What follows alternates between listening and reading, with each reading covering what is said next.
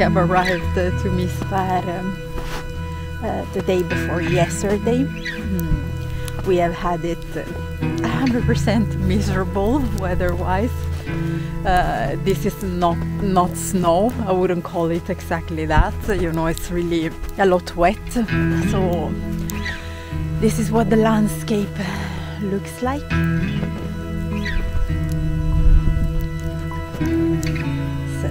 Quite deep snow. We haven't been able really to be around much in this weather for obvious reasons, but we are heading tomorrow. We are heading to Saltfjellet to our Sami friends and to meet the reindeer. So it's going to be very beautiful. We haven't seen Olaf in I think 4 or 5 months now. So we know that they have kept him with the other reindeer in the fences so that Olaf could learn what reindeer is. This is our cabin here. I will head back in and watch a movie for an hour or something, and then we will go down to the restaurant. So I will see you guys later. Tyst min lilla nos, så ska jag sjunga för dig. Sådana stundens gevär. Det var krig och fienden man är.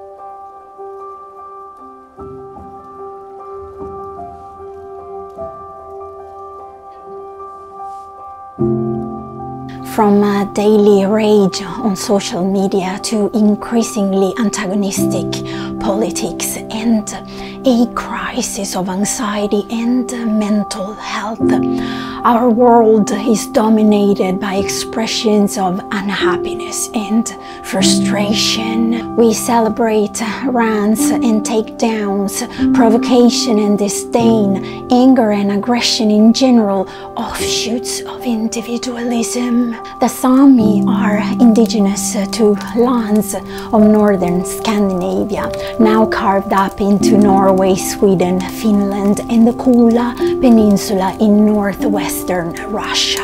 As I watched the Sami people spend time together, I couldn't help but realize how incredibly calm, happy and present they all were. In the past 7 years that I have moved in this region of Sápmi, I have not seen even an incline of anger or bitterness for the entire time I have spent with them. Only hard work, community, compassion and love. Tacitus wrote about their earth-based style of community. Such a condition they judge more happy than the painful occupation of cultivating the ground, than the labor of building houses, than the agitations of hope and fear.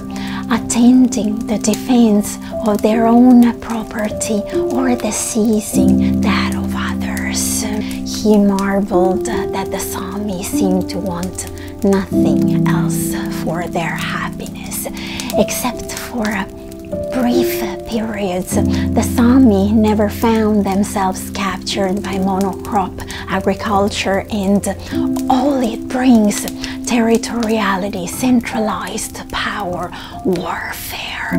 They demonstrate how a people millennia old can be a non-violent culture.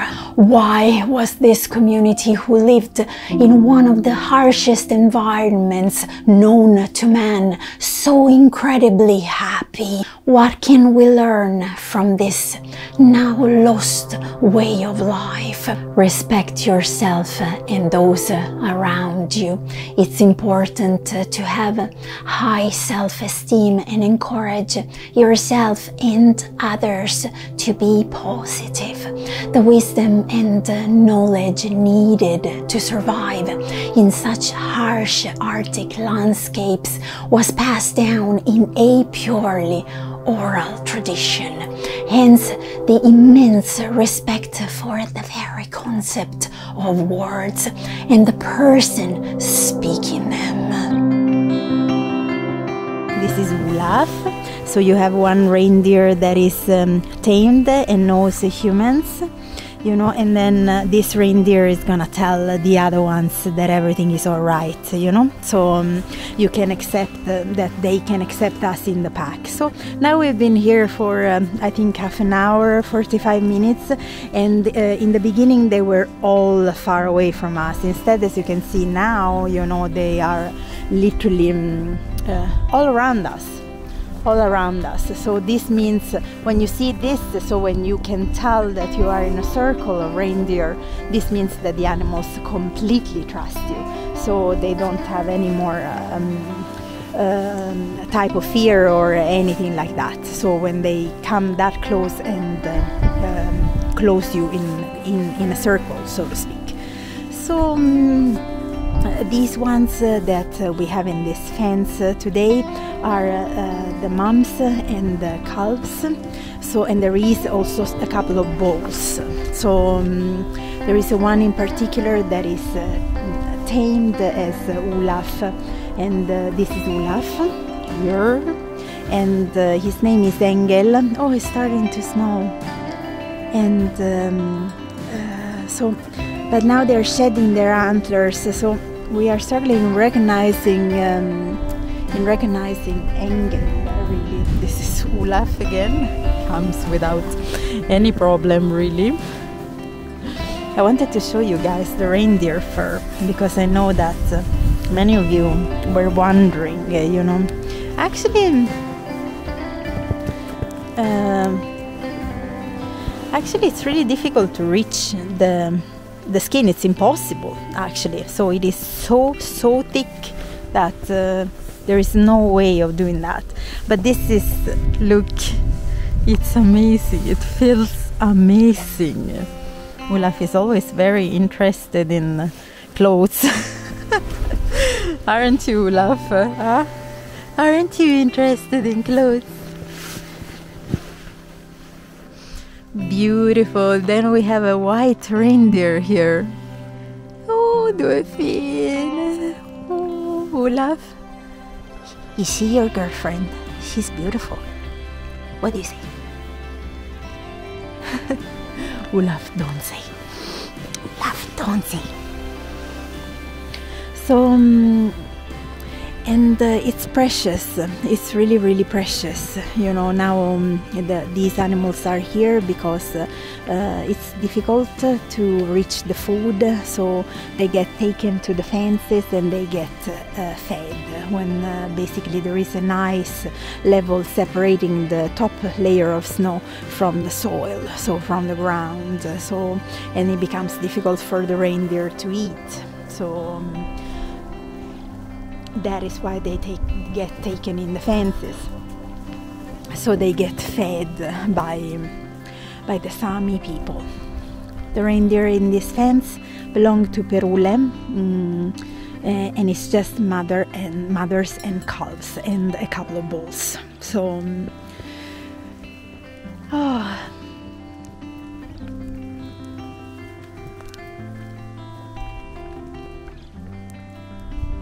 wish you could feel that. I wish you could feel, you know, how it is to be next to them, you know, the healing. They change, really, you know, what this, for example, is not a tamed one. Look how close he has come to me. It's incredible, the trust, you know. They change the very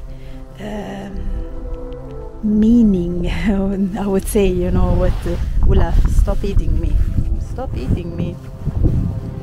or what life really means to you.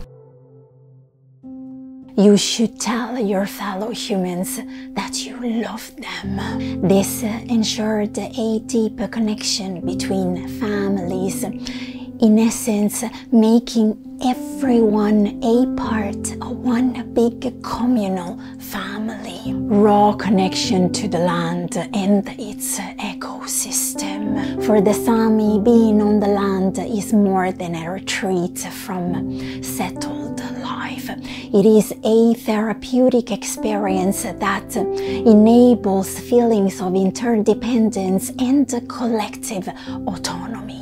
In today's world, we do not need to look at our food in the eye before we can eat it. We do not need to get our hands dirty in the soil. We do not even need to form close bonds with others necessarily. We have built a society in which it is possible to exist in isolation from ourselves and from nature. For the Sami, such a way of being was impossible and indeed utterly undesirable.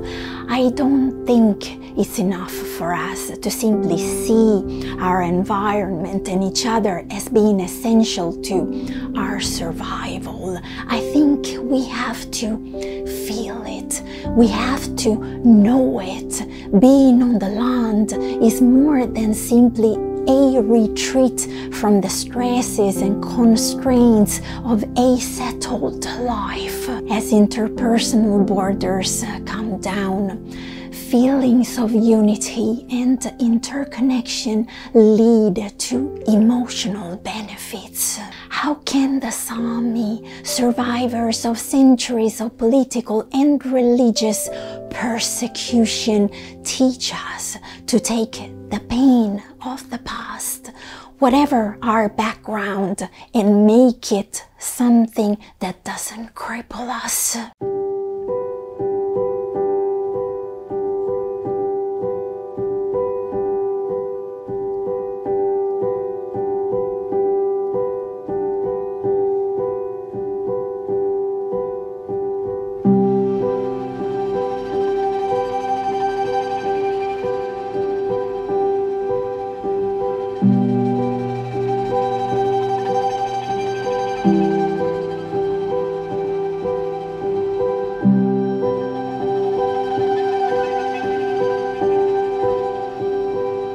Make your world full of rich stories, of song lines, of music, of dance. There is a happiness to be found when you can find the richness in life. Sami people in their spirituality have taught me the way to the space of awe. This space is a very sacred one, where thought becomes suspended, leaving behind the true essence of you. When thought is suspended, all fears dissolve, leaving you with the awareness of your connectedness. The space of awe is not a place of happiness, it is a place of enduring happiness. Enduring happiness is not a momentary relief from the burden and strain of being in the world. Being entirely and totally preoccupied with whatever it is you are doing, whether it is hunting, eating, playing or traveling, leaves a little room for anxiety and depression. Enduring happiness is very quiet and will always sing a yoik whose main characters are purpose, meaning and direction. We do not need definitions, we need experience. As you seek for that which endures, you realize you endure with it. Sami life has remained close to the earth, a reminder that all mythic tales, images and lore, moving landscapes still magical and alive. Sami stories and life live on such intimate terms with sun and moon, snow and rain, rock and hill, that they invite us to think of life itself as the shining, luminous inside story of the natural world when experienced as sacred.